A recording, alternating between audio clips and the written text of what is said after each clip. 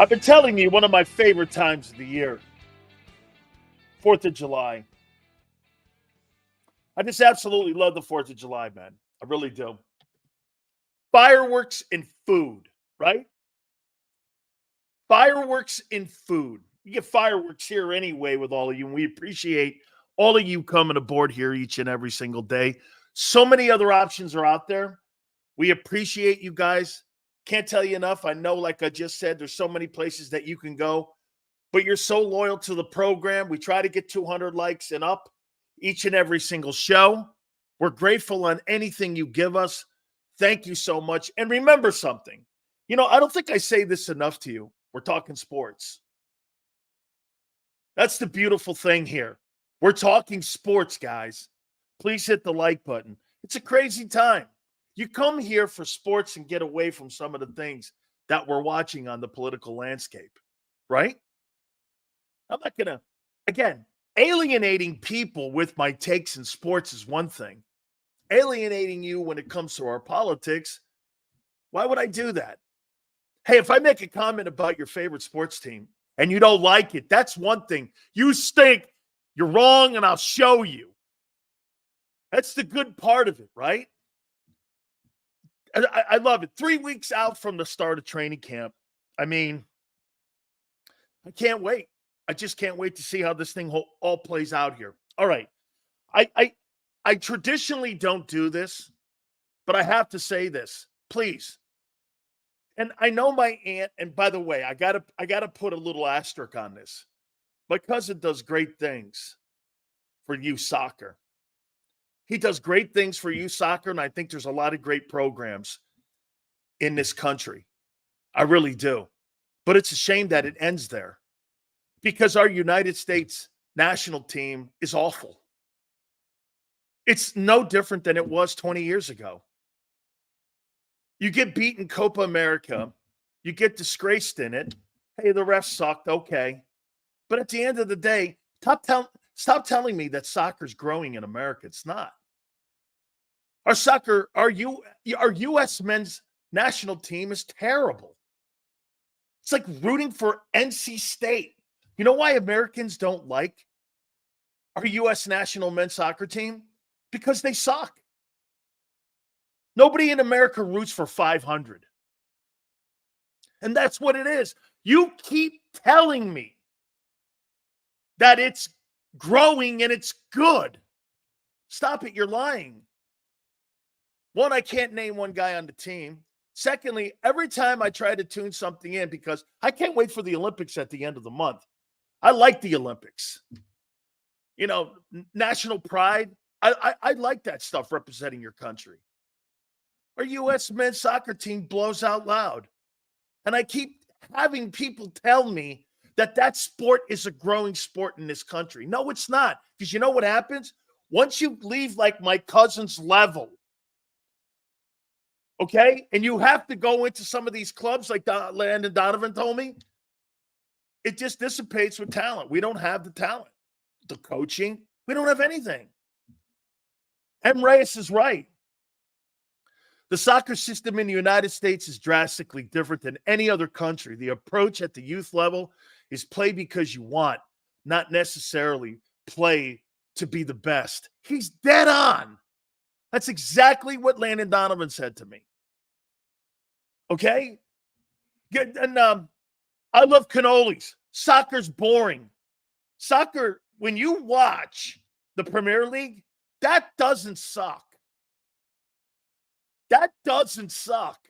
It's pretty talented stuff when you're watching it. Or the World Cup. That's pretty decent stuff. I watch World Cup soccer. Don't know anything about it. But I saw Argentina win it. I was pretty impressed with it. I'm fans of Messi now because he's down in Miami. Man, soccer's enormous around the world. Not in this country. In this country, it's football. American football. In Europe, it's football, but soccer. Crazy. Shields, do you think we are winning our last meeting with Dallas when we wore our Kelly Greens? I love those Kelly Greens, man. You're the GOAT. Thank you so much. Some black ninja. I love that. Thank you very much. Hey, you're Kelly Greens. And Bert, I got to tell you too, Ninja, that logo on the helmet, the eagle feathers on the helmet, one of my favorite logos in the NFL. If I had to pick my favorite helmet in the NFL, what would it be? Man, I like that Steeler logo. I like the Bears. I like the Giants. I like the Birds.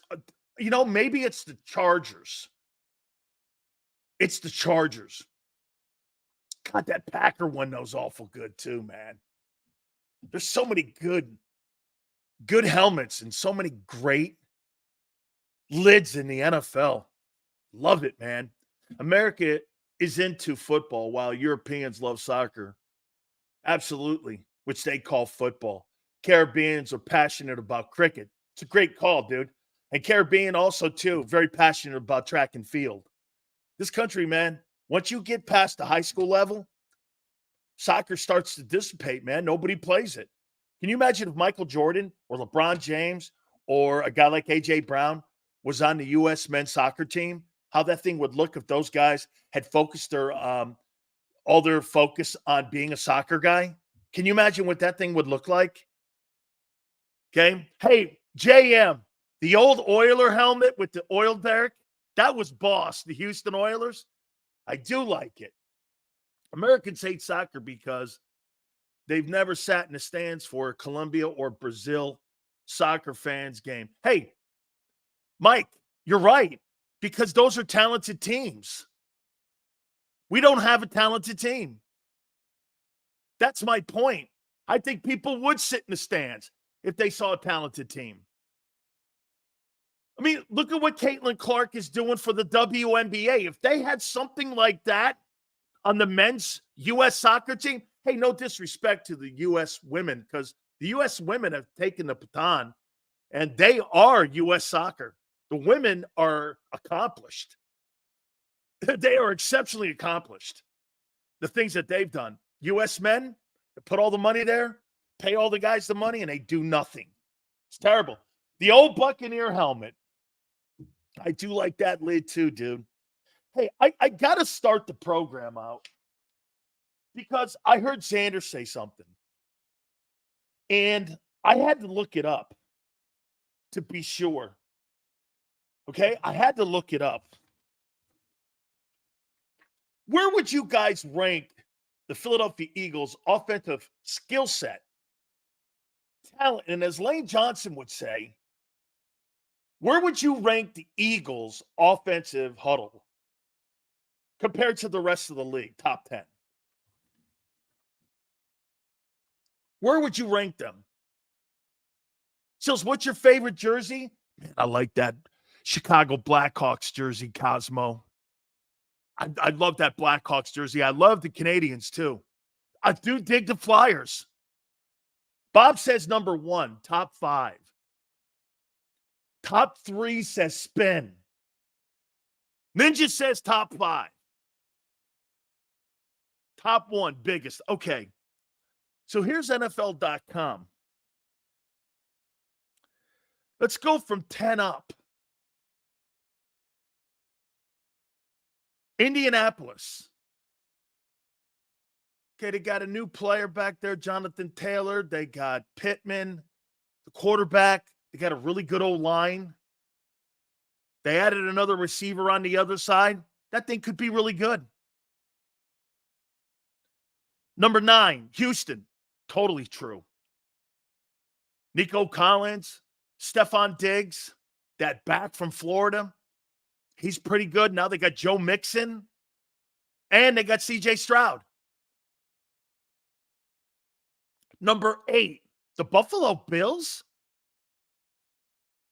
Like, the Buffalo Bills, can you name one offensive player outside of Josh Allen?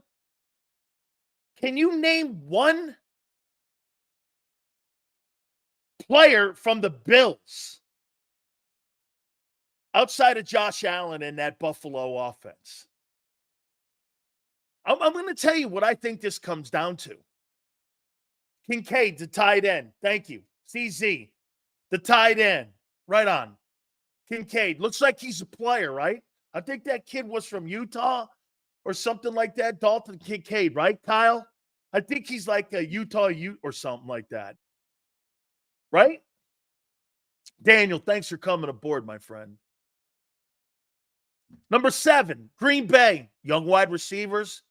They just added Josh Jacobs. They added Jordan Love, right? Okay. Number 6, Miami. Sure, Jalen Waddle. The running game, Tyreek Hill. Tua led the NFL in passing yards last year. Sure. Okay. I still think it's a little finesse for me. And I think they get pushed around by more dominant teams. Number 5, Cincinnati. Okay. Right? Jamar Chase. T. Higgins. Improving offensive line. And, of course, Joe Burrow. Okay. Number 4, the Rams. Puka Nacua, Cooper Kupp, Matthew Stafford. Plus, you got to add in Sean McVay being the play caller. Okay. Number 3, the Detroit Lions. It's a good-looking group. The running back tandem looks good. Wide receivers look good. We'll see what Jameson Williams does this year. Tight end was a find for them. The quarterback, Jared Goff, just got a contract extension. I think he's the second highest paid quarterback in the league now. Kansas City, number 2. Really? Patrick Mahomes and Travis Kelce. All right. Good O-line. Very good O-line, actually. And Andy Reid, I get it. Number 1 is San Francisco. Okay, so this author, his name is Gennaro Felice from NFL.com. There's no Baltimore, and there's no Philadelphia in this top 10. San Francisco, by the way, is number 1. So there's no Baltimore, and there's no Philadelphia. You know what he's doing here? He's doing the same shit that I tell you. Can't win with that style of play at quarterback if you're going to be a Super Bowl true contender.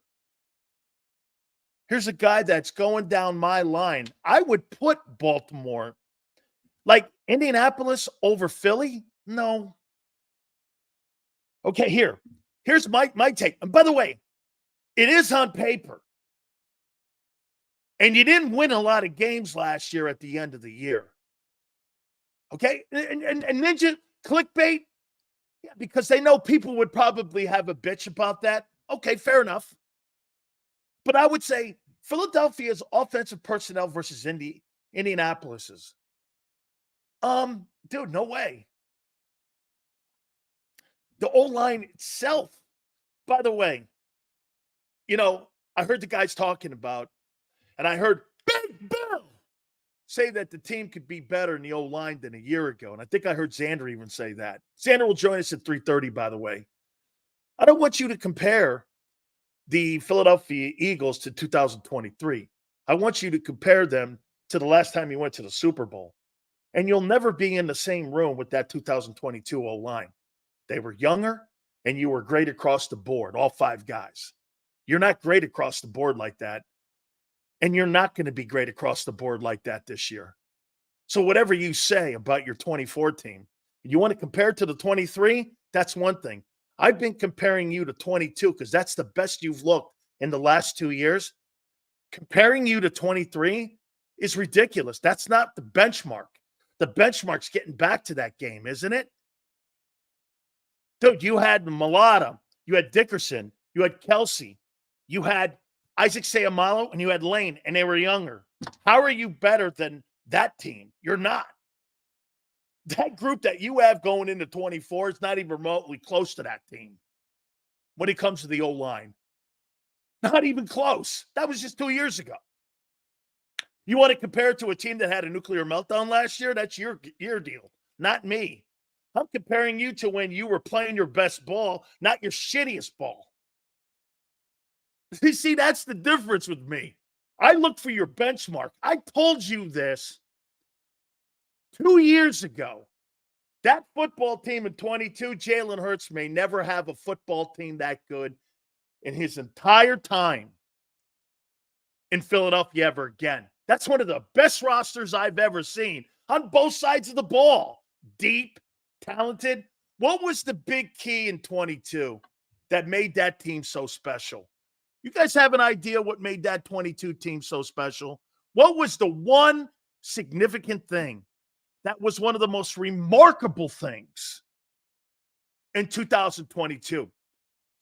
Not a lot of takes here. Tell me what it is. What was the one thing that made that team remarkable? I'm talking the 53. No, not the RPO. You know what it was? The team that you had in September 8th when you started the season, and then the team you had February 14th in the Super Bowl, you had the same starters in it. Everybody that started the season played in that game. Remarkable. It was one of the greatest things I ever saw. You were deep. You were good. You were balanced. Deepest roster I've seen in years. And that includes the Niner team of a year ago. Okay? Good and deep. That's the key to winning in this league right now. You'll never be that good. That old line right now you have has great potential. Potential, once again, is something we say that you haven't done it yet. That group you had, that starting five, every one of those guys are enormous players in the league today. Isaac Seumalo's a fixture now in Pittsburgh. Kelsey's a Hall of Fame guy. 2 years ago, he was exceptional in 22. The whole team, the play calling was great. Jalen Hurts will never play on a roster that good again. They will never play on a roster that good again. By the way, you guys may hear some noise today. We're working on my shitter, so if you happen to hear some noise, while we're going through the show here at the same time here, so you may actually hear some people coming in and out, so hopefully that doesn't become a problem for you here. But here, let me do this here for you, and let me say this here. Let me go through this top 10 here. Indianapolis, top 10. Are the Eagles, do they have a better roster than the Indianapolis Colts? Yes. Do you think you have a better offensive group than Houston? Nico Collins is not A.J. Brown. Stephon Diggs is better than Devontae Smith. So is that a push? Devontae Smith is not better than Stephon Diggs. He's not. He's not a better player than Diggs. He's not. But by the way, not by a lot. Like, not by a lot. Not by a lot. Mixon had a better year a year ago than what Barkley did. Football team lost their quarterback, Joe Burrow. I think he still had $1,000 last year. Lord goes, your opinion, Sills. No. The production speaks to it. And he's a number 2. Diggs has been paid and has played as a number 1 his entire career. Devontae's never. Oh, except for 20. No, he wasn't a number 1, I don't think, in 21. They tried to use him as that, and it wasn't very effective. But he was a rookie, to be fair. Okay, Lord, you take Devontae, I'll take Diggs today. We're talking today. We're not talking about 3 years from now. Okay? Smitty's better. Imagine him with Rodgers at quarterback. Gee, don't you like the guy that you're playing with right now? So let's go here. Are you trying to tell me that the Buffalo Bills have a better offense than the Philadelphia Eagles? No way. And I'm going to tell you what I think has happened here. Do I think the Green Bay Packers have a better offense than the Philadelphia Eagles? No, I don't. Do I think the Miami Dolphins have a better offense than the Philadelphia Eagles? No, I don't. Do I think that the Cincinnati Bengals at 5 have a better offense than the Philadelphia Eagles? No, I don't. Do I think the Rams have a better offense than the Philadelphia Eagles? No, I don't. Do I think that the Detroit Lions have a better offense than the Philadelphia Eagles? I do. They got a better O-line than you. Their quarterback is exceptionally accomplished. He's underrated. Do I think Kansas City has a better offense than you? No, I don't. Do I think San Francisco has a better offense than you? I do. At worst, as an offensive group, the Eagles are third. Not in the top 10. But let's do what Charlie's doing here. Do the Indianapolis Colts have a better quarterback than the Philadelphia Eagles and Jalen Hurts? I don't know how you can say yes. I mean, the guy played 4 games. Does it look like he's got talent and there's massive upside? Does he look like he can run that RPO? By the way, they're going to run the RPO in Indy. And it would not shock me if Anthony Richardson had a better year than Hurts this year. Okay? 50% in college. JM, that was one of the reasons that I was not high on Anthony Richardson. And I agree, Charlie, yet to be seen. How could you give that nod to Anthony Richardson? I'm not. Number 9. C.J. Stroud, a better quarterback than Hurts. If I was picking the team and building a team, I'm not picking Hurts over Stroud. So Houston's got a better quarterback. Buffalo, we debate this all the time. I am not having Jalen Hurts and picking him over Josh Allen. Nobody in their mind would. Number 7, Jordan Love. Would you take Jordan Love to start your team over Hurts? No way. Here's a close one. Tagovailoa, Miami, 6. I'd probably take Hurts over Tua, even though Tua is more accurate and throws for a ton more yards. There just seems to be something finesse about the guy. And plus, Jalen can do more when allowed to do more. Better than Burrow? Not even remotely close. It's a stupid conversation. Is he better than Stafford? No. Is he better than Goff? That's a tough one with Goff. Jalen's a better athlete, but he's not a better quarterback. Goff's done more. He's been in the league longer.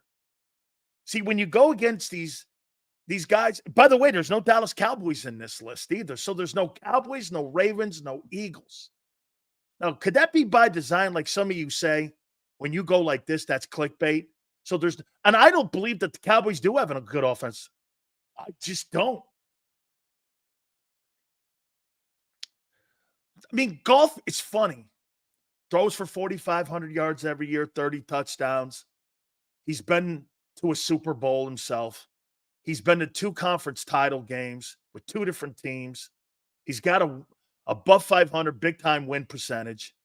I mean, the guy's really accomplished. He's a lot like Brady. And when it comes to, like, when you look at Jalen Hurts and Jared Goff, you would say this.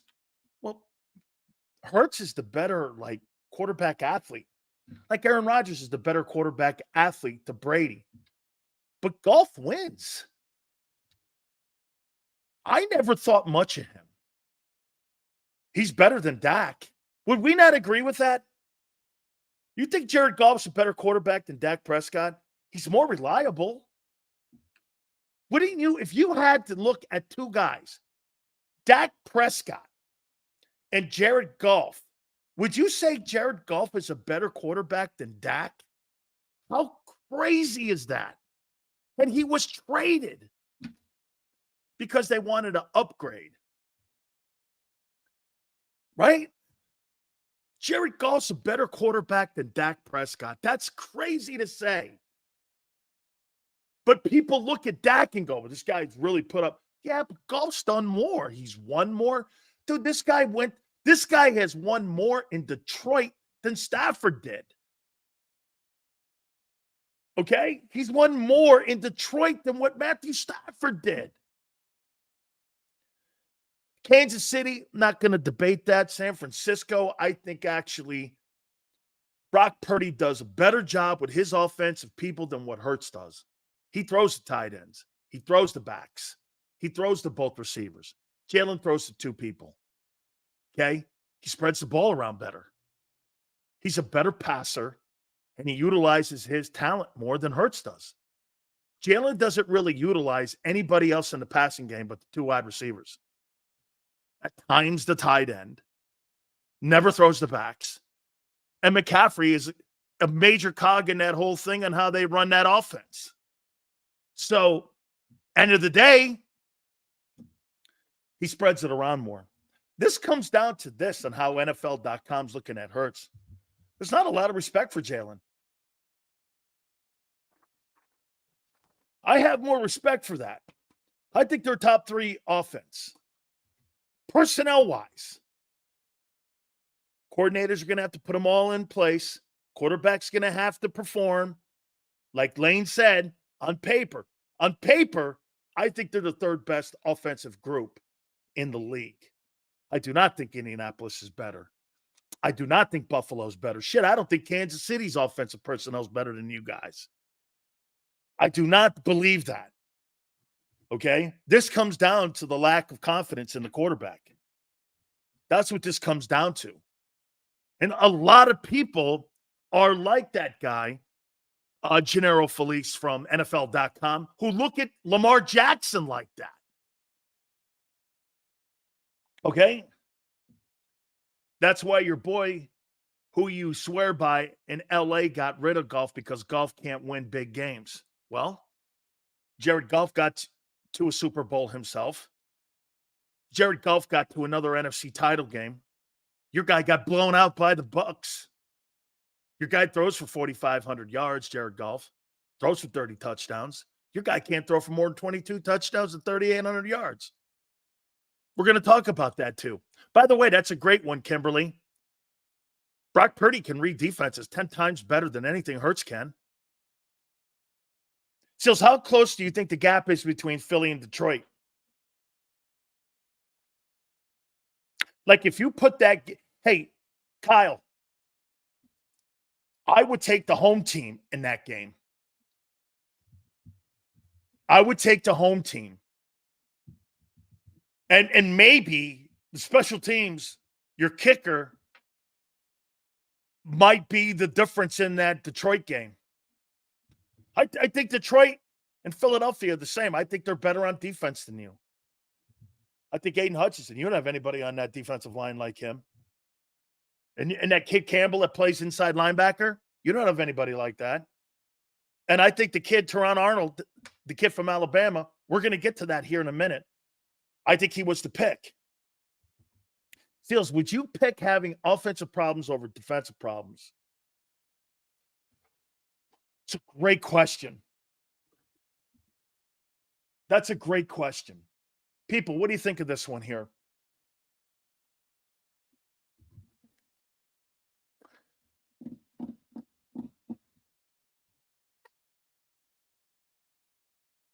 See, I think you got to get off the field.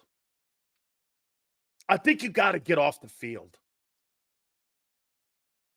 I think you just got to get off the field. So I'd rather have offensive issues.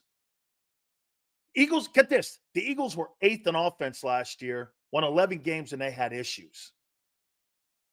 Okay? Your defense was 31st in pass defense, and you couldn't get off the field. What looked worse? That's another one. What side of the ball looked worse last year? It's clearly the defense. So I'd rather have offensive issues, especially when I'm being able to be multitasking where I can run the ball or throw the ball, and they can do both.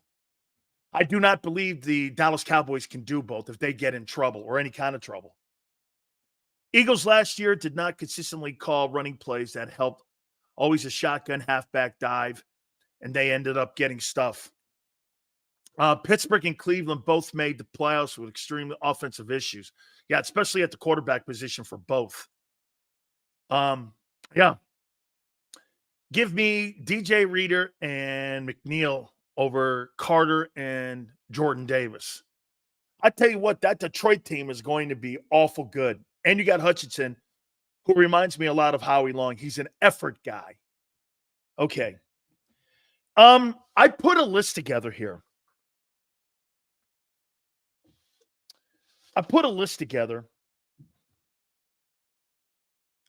And these are the 2020. I heard that. Who was it? I think it was Bill Colarulo and John and Xander talking about this. So I expanded it. You know, there are a lot of gambles this year. And I think some of you don't think that do you think that this football team has a lot of gambles that Howie made this year?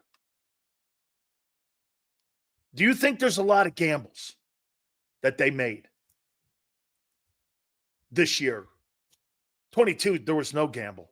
You had veterans. It was a hell of a roster constructed. Okay?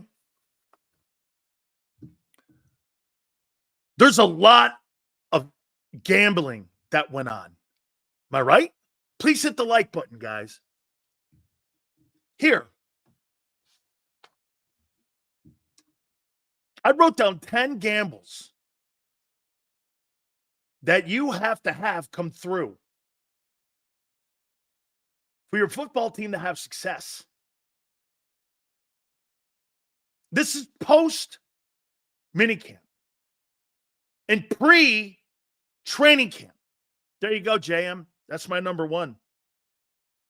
Does Huff equal Reddick?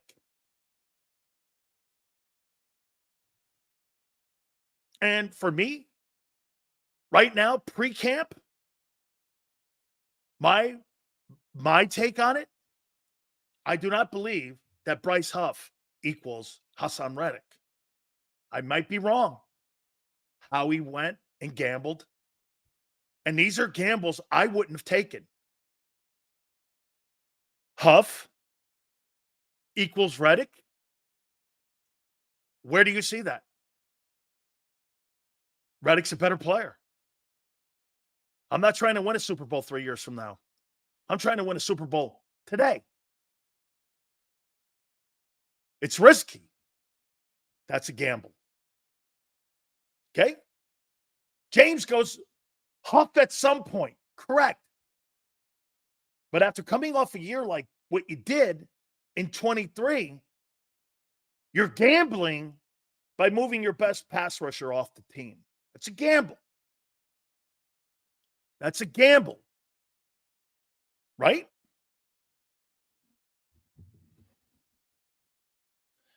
Barkley. Is he an upgrade? Can he stay healthy? $10 million. Do you think that's a gamble? Yes or no? You think that's a gamble? See, for me, I think that's a gamble, and I don't think he's going to be I don't think he's going to be both. I don't think he's going to either be healthy, and I don't think it's an upgrade. They're not going to throw the ball to him. And will he be healthy?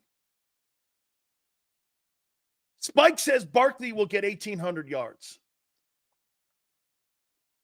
I don't believe he'll get over 1,200 yards. That's not what they do in Philly. He's not going to get the ball 300 times. Plus, for him to get 1,800 yards, he's got to get the ball 310, 320. They're not handing him the ball 320 times. Because if that's the case, Nick Sirianni is going to be in the owner's box on a Monday talking with Howie why they're running the ball with two $50 million wide receivers. That ain't happening. That is not happening. 250 touches puts him around 1,300 yards. Okay? Dan, would we do better with Pickett? No. No. It's a gamble every season, though, Sills. It's football. Well, you got a ton of them, though. You just don't have 4. What's the gamble in Kansas City? Tell me what their gamble is. Moving off of Snead? Sure. Matarizza? Okay. All right. What else? What else? What's the gamble in Houston? Okay. Staying healthy is not a gamble. That's luck. That's luck, Prince. Making a move by jettisoning Hassan Reddick for Bryce Huff is a gamble. Whether your quarterback stays healthy or not has nothing to do with a gamble. Nothing. Number 3, will Devin White return to all-pro form that he had in year 2? I'll tell you what I'm liking. He likes playing for Vic. Vic's taking a shine to him. He's had a good mini camp. He had a good OTA offseason. He's had a good offseason. My problem with him, though, is it's mental. So does this guy go in the tank, the sign of bad news? Or if the team's not playing well, or he ends up getting taken out of a game, does he go south on me? He did in Tampa. They benched him.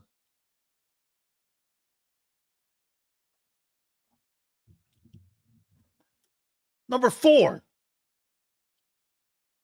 These are Eagle gambles in 24 that you're going into training camp with.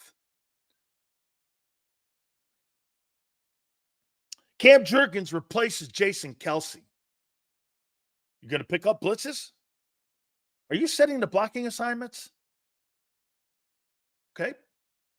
I want to see that. You think this guy's going to have the knowledge of playing the center position in the National Football League with the complex defenses?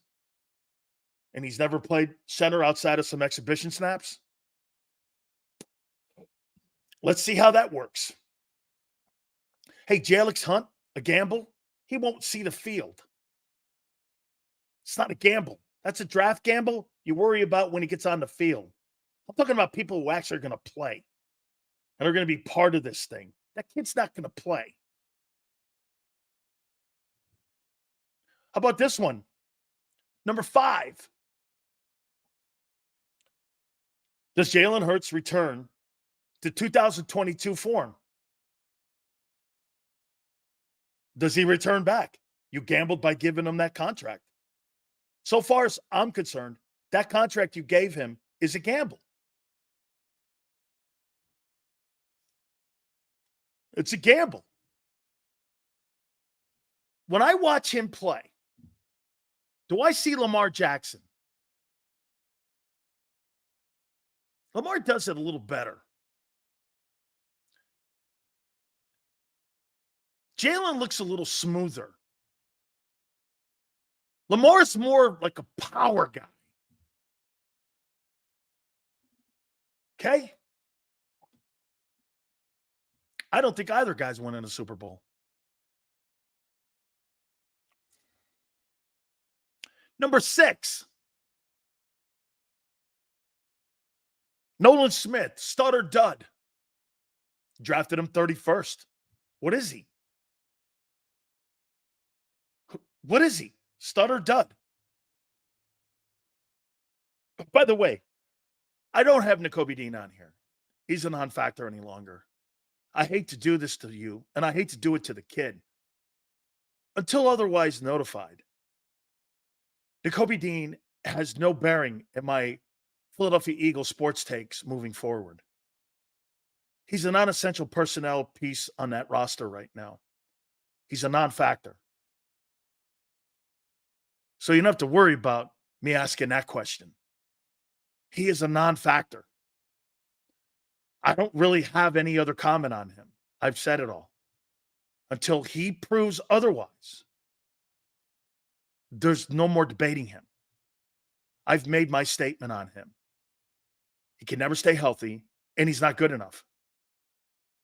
Until he shows me, and the Eagles, that's where we are now on July 2nd with him, going into camp. I don't care how many times you put him on the starting roster or in the depth chart. He's a dud. And you know it.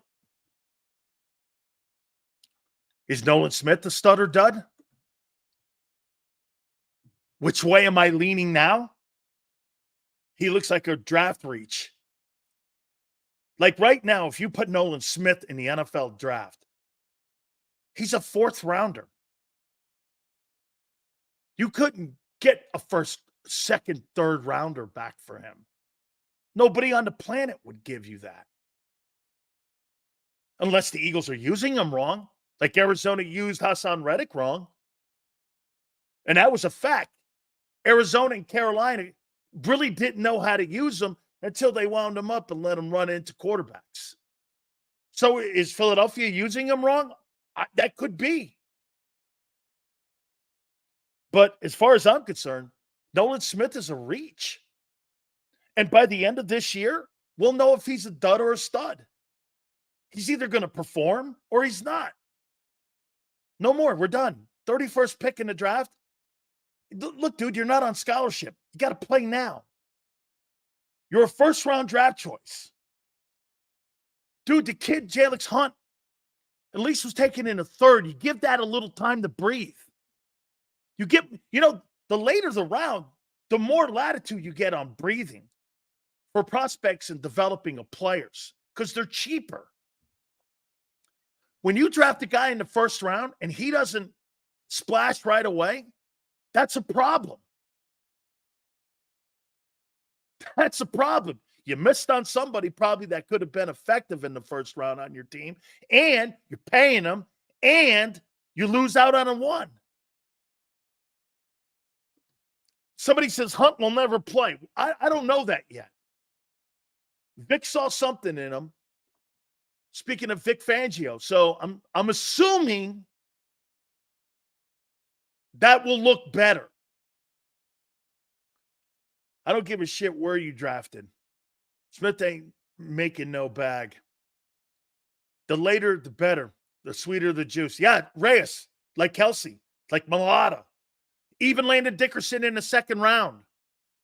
He's a great pick. Dude, that entire offensive line that you have in 23 may not be 24, I should say. May not be 22's line. 7th rounder, 2nd rounder, 3rd rounder. Or no, 7th rounder, 2nd rounder, 2nd rounder, 3rd rounder if it's Steen, and 5th pick. You wasted one first-round draft choice on arguably one of the top 3 O-lines in the league. How many first-round draft choices have the Lions used to build that O-line? Okay? You used one first-round pick with a line that you're going into this year. That's getting it done, Jeff Stoutland. You're building an entire O-line with one first-rounder. It's pretty good, man. Dude, seconds and thirds are awesome, but not like when you're the 5th. Has Lane lived up to the 5th pick? By far. Like if you were to redraft Lane Johnson, would he be around 5? Could be 3. If you redrafted Jordan, get this, your O-line right now. If you redrafted your O-line right now, Jordan Mailata, he would be the 7th pick in the draft. If you redrafted Landon Dickerson 10th, if you did Juergens 25th, Steen, I don't know. Lane, between 3 and 5, where he was taken. This guy's all panned out. And we're underdrafted. Every one of them, including the 5th pick. That's developing. Dude, nobody in the NFL develops offensive linemen better than the Philadelphia Eagles. In the last 20 years, I've never seen anything like it. You take your hat off to that. Something that you couldn't do under the Norman Brayman era. It's in spades now. I listen to you and feel like the sky's falling. I got to go listen to Philly 500 for a little. See you later, Corbin. Have a great 4th of July. Thanks for the super chat, too, by the way. What a great offensive line. It's insane how good it looks. I mean, all guys that you developed, no organization in the National Football League, nobody produces guys and then trades for people, brings guys in like the Eagles do. Plus, I think it's got a lot to do with Howard Mudd. I think it's got a lot to do with Stoutland. I think it's got a lot to do with the owner who came in and was told that Brayman didn't want to invest in offensive linemen. They do a great job in Philly, man. By the way, I think Cam Juergens, my question is not going to be ability. It's going to be cerebral. Are you going to be able to pick up? Okay. Are you going to be able to pick up the blitzes and such? Seals, can Clint Hurt do a Stoutland on the D line? Clint Hurt is so good. You're going to love him. I'll tell you what, you want to know a guy who gets in people's asses? I'll tell you what, Jordan Davis better not be running around there fat and out of shape because he'll get his ass kicked. And when you see him coming at you, Clint Hurt doesn't put up with shit, man. They hired a bunch of no-shit guys on that defensive side of the football. Okay? They've hired a bunch of guys on that side of the ball. They don't put up with any shit, man. Clint Hurt's not a – dude, I'm going to make a point to you. Clint Hurt's not going to be on your football team very long, especially if the football team does a really great job this year and they turn that defense around. No disrespect or anything, but he'll be a defensive coordinator somewhere in the National Football League. He's too good, man. He's too good. I'm not going anywhere, big guy. I'm here every day listening. Thank you, Jeff. I appreciate that, man. It's all good. Hey, Jeff, some people want me to throw roses and rose petals every day. That's not what you get here with me. It hasn't been for 40 years, and it never will be. I am not a rose petal, Rob Ellis type of guy. That's not what I do. I would not be a genuine guy if I just was an ass kisser. I have never been an ass kisser. I wasn't raised by an ass kisser. Okay? I was raised by an Italian fireman fisherman who had no gray area. It was black or white, right or wrong, yes or no. There was nothing in the middle. You're either good or you're not. I wasn't raised in a waffle situation where you waffled.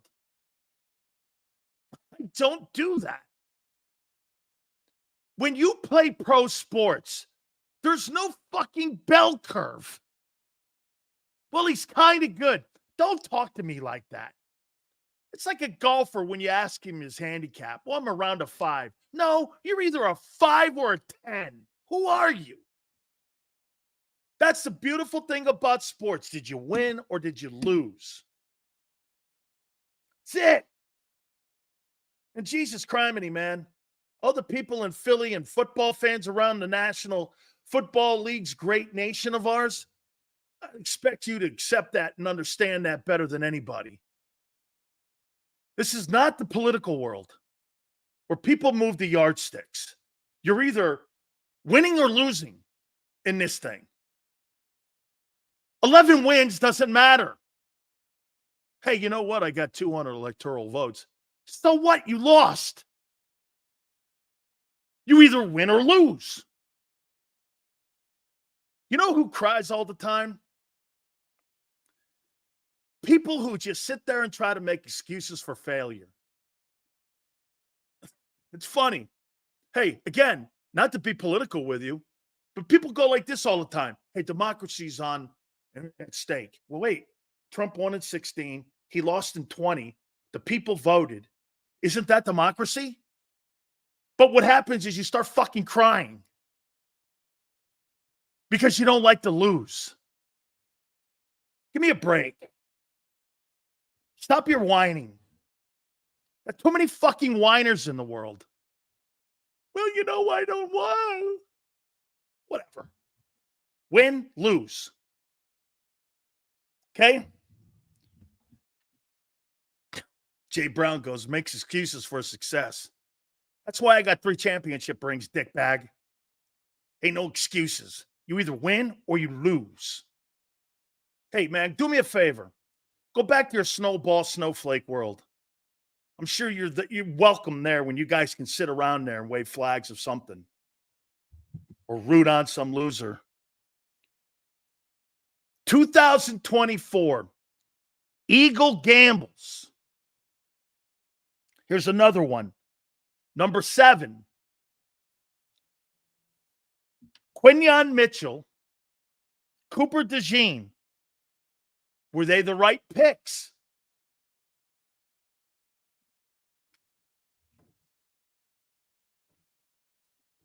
You guys think they're the right picks?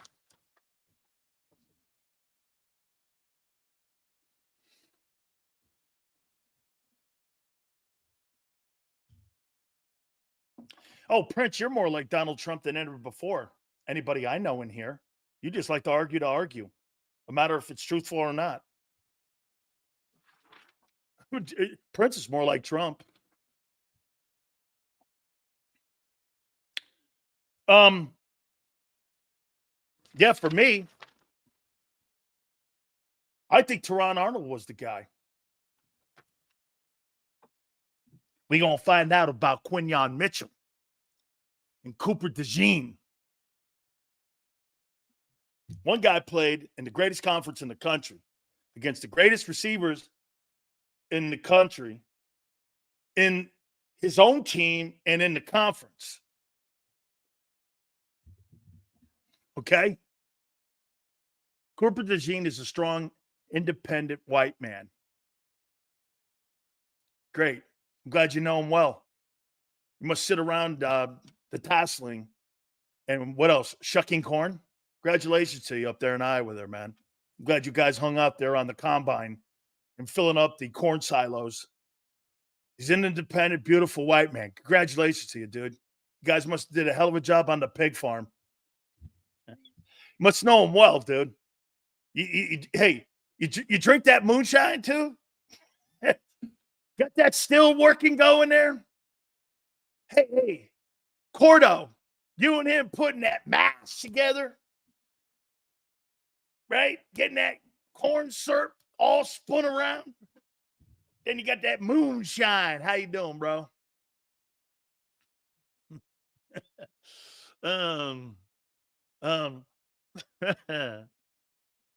We need more people like you. Hey, thank you, Angelo. That's awesome, man. Appreciate it. That's cool, man. Hold on here. Let me get to everything. Okay? Moonshine is fire. I've had it too, man. Whew, wow. Jerome Brown made it for me, man. You know what he did? He got that Everclear. Dude, here's one of the greatest things of all time. Okay? How about this, Cordo? So Jerome got a trash can. He got a big trash bag. He got that Everclear. I never heard of Everclear. Dude, I'm from Connecticut. Whoever heard of Everclear? I don't know what Everclear was. So he pours about 4 bottles in. He cuts these melons up. Muskmelons, watermelons, throws like grapes, raspberries, bananas, all kinds of shit in here. He gets his big stick. Dude, this guy was so redneck. Brooksville is redneck. Okay? I mean, there's dudes with hoods that live in that neck of the county up there, Pasco County. So this guy's got he's got one of those churner things. And I'm like, I think I'm like in a scene from like when you watch Roots, and he's spinning this shit. And I'm going like, what are you making? And he's like, you're gonna love this. So here's Jerome moving that brown there, man. So we get these paper cups, scoops it up. He goes, here you go, Sills. I start drinking this, and my lips got on fire. I fell down after the third cup. He goes, how you doing, bro? And I was like, this shit's the best thing I've ever. This thing's the best I've ever. This thing's the best. It's the best I've ever had. Hey, man, I couldn't believe it. Greatest. Hey, this is the this. This is this. Bruh. This is the best. I never ate a piece of watermelon that got me so fucked up before. I never had anything like it. I had this in Brooksville, Florida.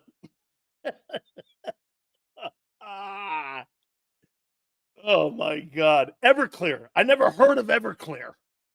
Who's heard of Everclear? That jungle juice for the win. Eagle for life. That's exactly what JB called it. He called it jungle juice. He goes, have some of my jungle juice, man. And so I said, oh, come on, man. This is JB's jungle juice. And I'm like, all right, 3 cups in. I fell down. We ate crayfish all night. I woke up. My pants were down by my ankles, and some kid was playing with my feet. I don't know.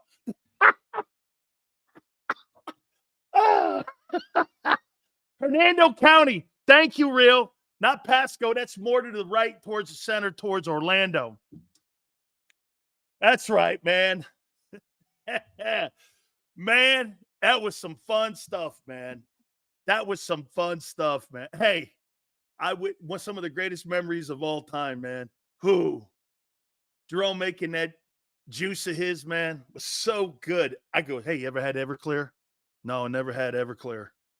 Well, you about ready to get your feet on fire here.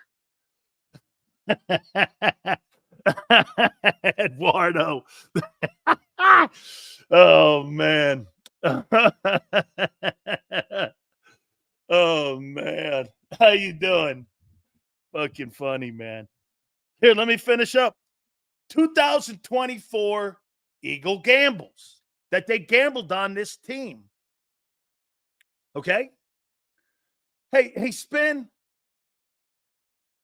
I'm glad. Hey, it was fun. It was funny. And you know what you also have to do? Remember, certain people, you know, you can talk like normal folks do. And in here, you can talk to normal folks. You don't have to worry about what you're going to say. I don't give a shit. I don't. Okay. So we started off. Does Huff equal Reddick? I don't believe so. But they gambled. Okay. And by the way, on July 2nd, I don't know. I say it's a gamble. Will Barkley be an upgrade or stay healthy? It's been an issue the last 4 years with him. Right? Okay. Will Devin White return to his all-pro status like he wasn't his second year? I don't know. Haven't seen it in 4. And he got fired. And he quit. Looks good so far. Cam Jurgens. You think he's going to replace Jason Kelce? To the level that it's not going to be a significant drop-off. How much of a drop-off is... That's a great question. How much of a drop-off do you think Cam Jurgens is going to be from Jason Kelsey? How much of a drop-off? Scale of 1 to 10. 7? What do you think? 6? What do you think? James goes big drop-off. Okay.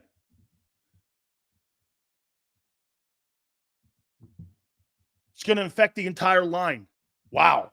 Cordell, you think 3? 5? I would hope 5 to 7. Me too, Troy. That's what I would hope. That it's not that significant. 4. Dude. 10 being the best, by the way. I didn't quantify that. So if you get a 7,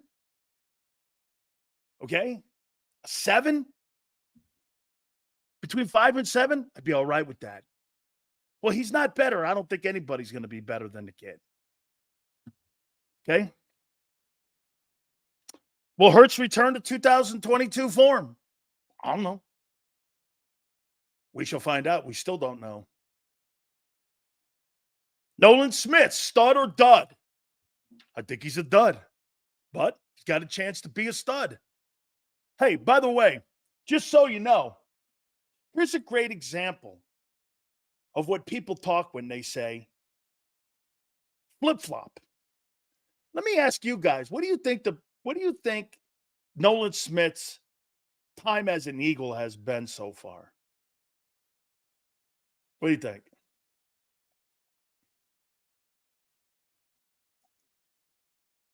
What do you think? What have you seen? First round guy can't get on the field and he can't even get in practice. What do you think he's been? His time has been a rookie. Well, I'll tell you what, I saw Jalen Carter play last year and he was awful good. And he was a first round pick too. As a matter of fact, Jordan Davis has played 10 times better, even in his rookie year, than what Nolan Smith did. I mean, you actually saw something as a player in the kid. I've seen nothing in the guy. What have you seen? He can't even get on the football.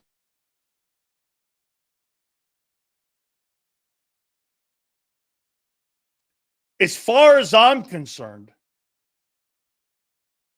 okay? As far as I'm concerned, we'll see what Nolan Smith does. We'll see. Quinyon Mitchell, Cooper DeZean. Were they the right picks? That's where we stopped last time. I would have took Teron Arnold. I would have took Arnold. Was better prepared for the NFL. We shall see. He's now in Detroit. C.J. Gardner missed the entire season last year. You think he's going to duplicate 6 picks like he did a couple of years ago? Stay healthy? What do you think?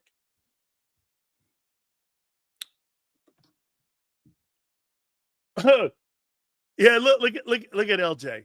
B.S. Liar, guy from Toledo, is a better player than a guy from Alabama. Or better prepared, we'll even say. Okay. Mitchell was okay. Whatever, guy. It's not. I would have took Teron Arnold. I said it. I don't care you had him ranked where the combines had him ranked. I said that. It's all good. Roll the tape, baby. Roll the tape. How you doing? Just because you're ranked higher from NFL teams doesn't mean I would take you higher. How you doing? Like your boy Jordan Davis. Right, Niner? Just because you have him ranked higher, and I did too, because the combines ranked him higher. That's not who I'd take. I'd have took the guy from Alabama. Played against elite players every week. By the way, Marvin Harrison lit his ass up. 2 TDs. Toledo, when they put a 70 spot on him. How you doing? Number 9, bringing Nick Sirianni back. You don't think that's a – hey, you think that – what's a bigger gamble? bringing Sirianni back or Huff replacing Reddick? You think the biggest gamble on the Eagle team this year is bringing the head coach back?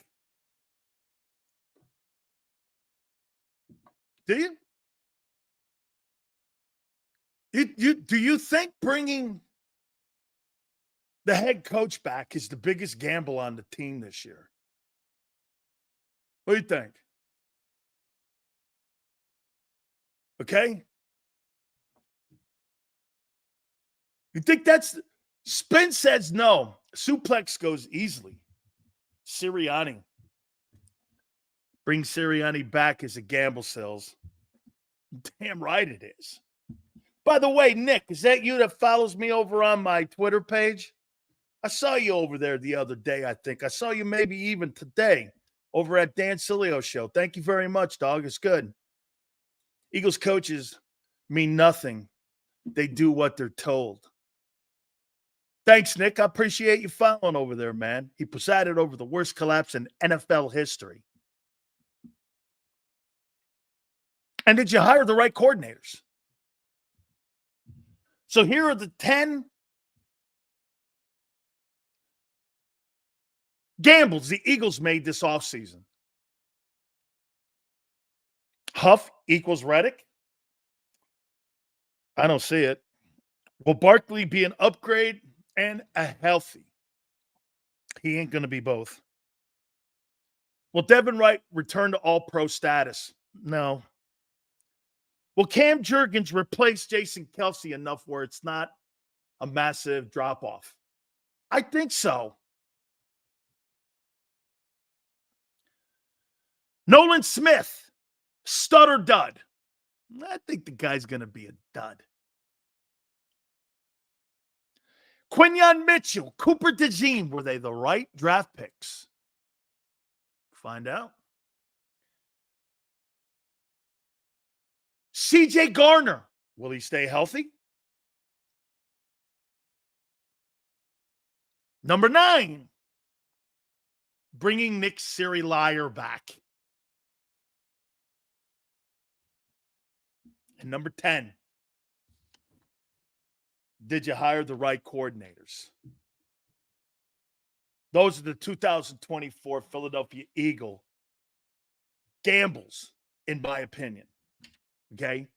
Bringing Nick Sirianni back. Okay? And Nick Kotai. Too many questions for the coming season. Hey, Spin, that's another great take. You think there's too many question marks for your team to win a Super Bowl?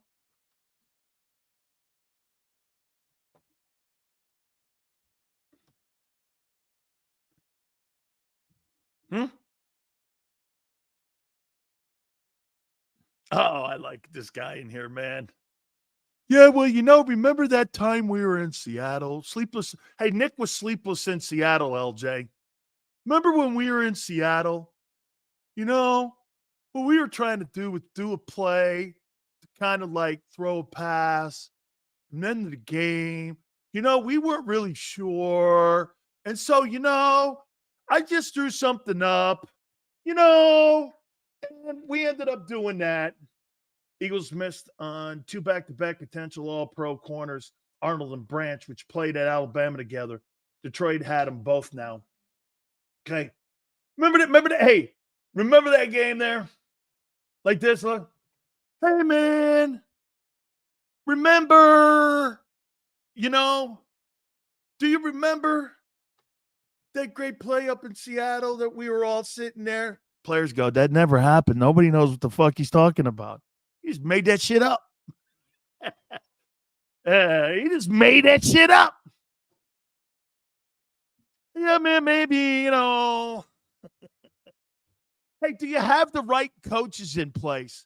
We have everybody here. We love everybody. We have a new announcement to make on Friday that we've replaced Sean Desai. Dude, you just told us 3 days ago you had all the guys in the building you loved. This guy lies, man. Holy shit. This guy hasn't told the truth yet since he's been the head coach of the Philadelphia Eagles. Nick Siri liar. They should call that guy Pinocchio. Pinocchio Sirianni. Okay? If we're playing well in December, watch out. Hey, if you are. Okay? Maybe, Sills, we got this. Oh. Lies like my wife. Come on, Mark. It's the 4th of July week, man. Pinocchiani. Holy shit, that's funny. Pinocchiani. Nick Pocchiani. Nick Pinocchiani. It really has an Italian flair to it. I like it. Hey, the greatest coach in the history of the Philadelphia Eagles, Nick Pinocchiani. Shit, man.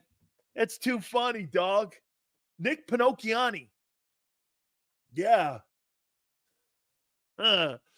Okay, good. Let's say, hey, right. Sills, how good are the Eagle rushers at Ohio State? Pretty good. I like both those guys. We'll get more into that. You know, talk a little bit more college as we're getting closer because August 31st, we're getting around the corner here. I think we're like 3 Saturdays out from the start of college football. Will Purdy's arm finally hold up to Reddick? It did last year. He beat the shit out of you. It did last year. Did he not? Geppetto Roseman. Oh, man. Hey, oh, my God. Suplex. Hey, my name is Geppetto Roseman. No, I have to have an Italian. I have to have an Italian accent for Geppetto Roseman. I keep saying Marvin Harrison. Marvin Harrison had 2 touchdowns against Mitchell in that game. He had 2 TDs in that game. He had 2 TDs in the Toledo game. Look the box score up, jackass. He had 119 yards. Woo, baby. How you doing? How you doing? Geppetto Roseman. Hey, man. I'm making myself the greatest coach in the history of coaches. This guy, the Nicky Pinocchiani, he's the greatest coach that I'd have ever shaped together, put the strings on him, and it's the greatest of all time. I've never in a million years, that's Geppetto Roseman. I didn't know Geppetto was a Jewish guy, but I always thought he was a paisan, but we're good. It's okay. Hey, whatever. And so, like, you know, he's, hey, so do you know that I make myself the greatest head coach of all time? You put the strings on and you kind of sit them on your lap and you tell them what to say and you tell them what to do. What are you going to do? Oh, man. Geppetto Roseman. Nick should be Biden's VP. He lies. Geppetto Roseman. Make sure. Hey, let me see here. All right.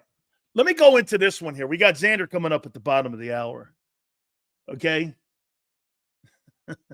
Dan has assimilated, speaks Italian like a Frenchman. Yeah, well, too bad, guy. That would not be big sales. I'm speaking like an idiot, which is Roseman. That's how I think of him. Okay. Because you know what? Just let the guys do their job. You'd be a lot better off, dog. People have more respect for you if you just let coaches do their jobs. Dude, Mike Vrabel would never take that Eagle job. I'm not going to have somebody tell me what to do like that, who to hire. I'm not going to do it. You've hired 5 coordinators in 4 years. It's the most unstable job in Philadelphia. Honestly, think about it. Being a coordinator in Philadelphia is the most unstable job in Philly. You've changed out 8 coordinators. Let me see. Let me add that up. I want to double check. Because Nick was the first OC. So let's go OC. You lose Steichen, Brian Johnson. Now you have Kellen. Your DCs. Gannon, Desai, Patricia. Now you have Vic. You've had 8 different coordinators in 4 years. Yeah, no, that's a stable gig. That's a stable gig. Stable. All right. Let's move on. Geppetto Roseman. I make them so good. I carved them out of like a nice piece of wood. I just float them down into the locker room. Say this, say that, say this, say that, do this, do that, sign here, sign there, sign here, sign there. Oh, don't worry about that one, Nikki. Don't worry. We'll take care of that. You're doing bad? We'll just take you right out of the room. Geppetto Roseman. Okay. Let's go here now. All right. This has been a debate. This has been a debate here. Spin goes, the Niners are soft. Well, that didn't look that soft to me when they plastered you in Lincoln Financial. You thought that game was soft? The Eagles were soft. You really thought that was soft? What the Niners did to you? They took the whooping board out, took you out back, then took a switch and beat the shit out of you. Okay? All right.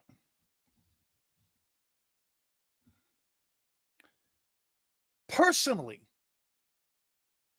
not team-wise,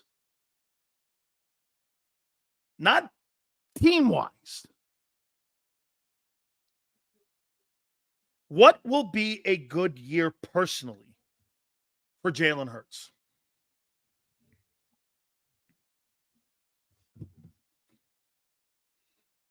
What will be a good year?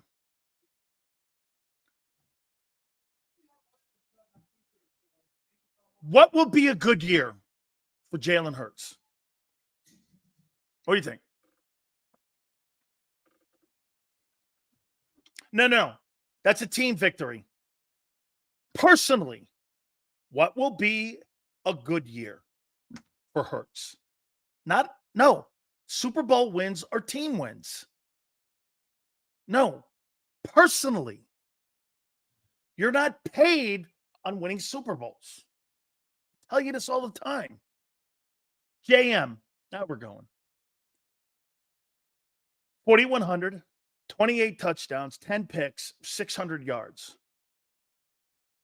30 TDs, $4,000.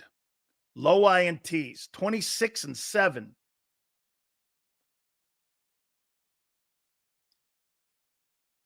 To not get benched. I want to try to. No, 2022. No way. They got to be better.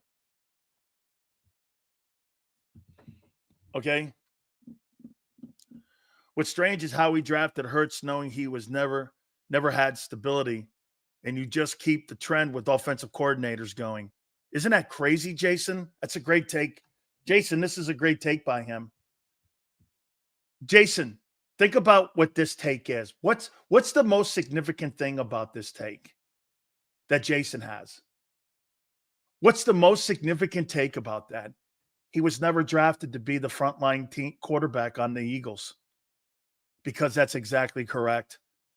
You would never draft a guy giving him the same kind of bullshit he had in college with 18 different coordinators. Instead, you keep the same repetition going for the guy you draft, thinking he's going to be your main guy. They never thought he was going to be the main guy. They never thought he was. He was a safety belt drafted in the second round. They were never looking at him as the frontline guy. They never looked at him as that. Okay, they never looked at him like that. That's right. You don't keep the same bullshit that he had in college up in the pros with him. You try to rectify it. You don't change out 4 coordinators in 4 years or 3 years starting. It's stupid. Changing systems, terminology. They never in a million years, when they drafted Jalen Hurts, ever thought he'd be the starter in Philly. Ever. Never did they think that. How many people in here have waffled and flipped on that one? Oh, yeah, no, they did. Well, even though we gave the guy $38 million. Okay. 70% completion, 10 turnovers. And here's what I have. It's funny you guys say that. I wrote down 4,100 yards, 28 touchdowns, 10 picks, 66 completion percentage, 500 rushing, 6 touchdowns. I think if Jalen Hurts puts that line up, he'll be in the conversation for one of your better players in the league. Put himself back in the top 10 in quarterbacks. That'd be a great year for him. That team will win a lot of games if they do that.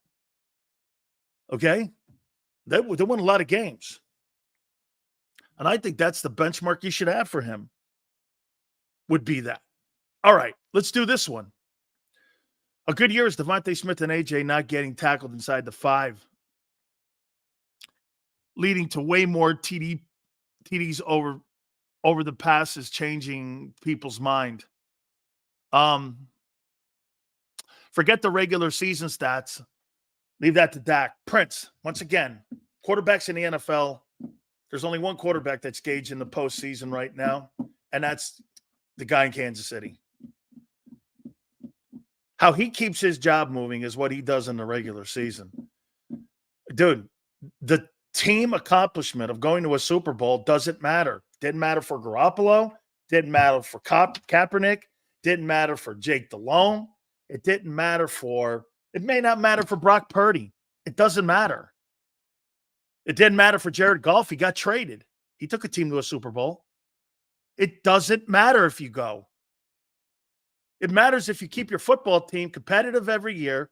You're in the now of the NFL. Think about that. Jared Goff took a team to the Super Bowl, okay, and lost 14-7 to the Patriots, and they traded him.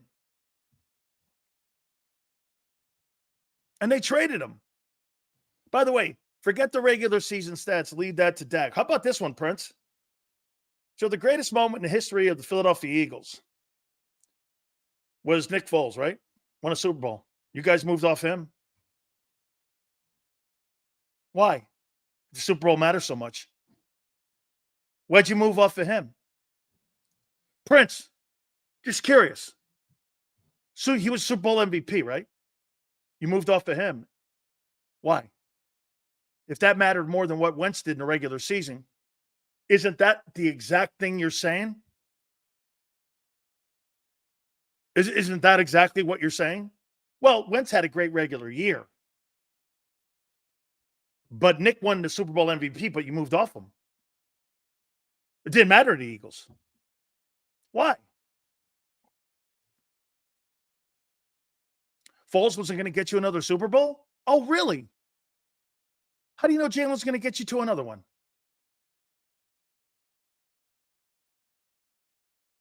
How do you know? How do you know? And the guy won it, and he got moved off him. In Prince's theory, it contradicts what the Eagles did to win that Super Bowl. Wentz had the great regular season. He was 11-2, right? Second MVP. Guy gets in the Super Bowl, wins it, Super Bowl MVP, you move off him. Didn't seem to matter to the Eagles that he won the Super Bowl. Oh, Jalen. Jalen would absolutely kill to have a performance like Foles. Well, still, he played really good. No. I'm talking about a guy who wins it. Yeah. Think about that too, Sam. Good call. That not only moves off of Foles, they moved off of Doug too. Didn't matter. Doug won a Super Bowl either. That moved off of his ass too. So no matter if you go to the playoffs 3 years in a row, according to the Eagles and according to Prince, hey, you could be a coach that takes your football team to 3 playoff runs, takes your team to a Super Bowl. They'll move off your ass. How do you know that, Sills? Well, he moved off to Doug and he won the damn thing. And he was 5-2 in the postseason in Philly. Or 4-2 in the postseason.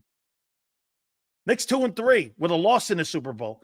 He's 4-2 in the postseason in Philadelphia with a win.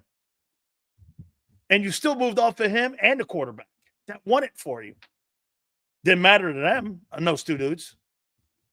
So Prince's theory and his philosophy is flawed.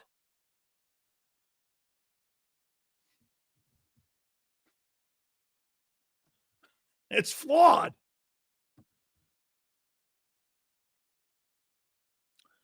How about this one?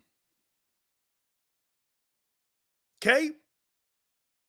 What's a good year for Nick Sirianni?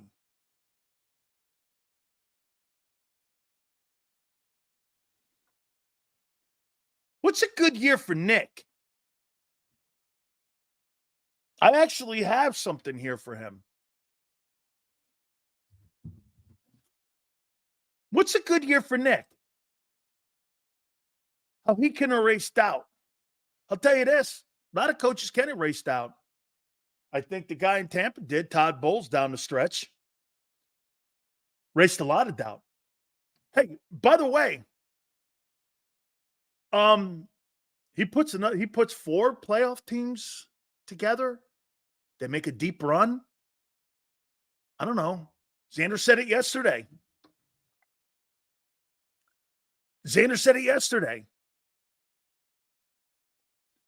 Man, how do you not look at that and go, I mean, this is what I got for him. Team shows improvement. Culture looks better. Football team's competitive week in and week out. At least get to the second round of the playoffs. You're hoping that you win the division. That means the NFC title game. I mean, I think that's all you can hope for as a coach. Because injuries play a factor. Nobody knows what the injuries. Saying that the Philadelphia Eagles are going to make it to the NFC Championship game is asinine. You got to kind of put a parameter around it because you don't know what kind of injuries you're going to face. Who are you going to lose? What other teams are going to lose? Do you get a good draw? Is there an upset? Do you lose Hurts for a stretch? You have no idea. So what you're saying is, hey, this football team shows market improvement on both sides of the ball. And you see the coaching. You see the quarterback playing well. You see more leadership out of him. And you see Nick acting more like a Mike Tomlin and a John Harbaugh. And you're stepping back. And you're more patient as a coach. And you're not a dick on the sideline or a cheerleader on the sideline. That might help. Here's the most important thing that Troy just said. Okay? Here's the thing that Troy just said. Right here. You have answers for the collapse this time. You have answers.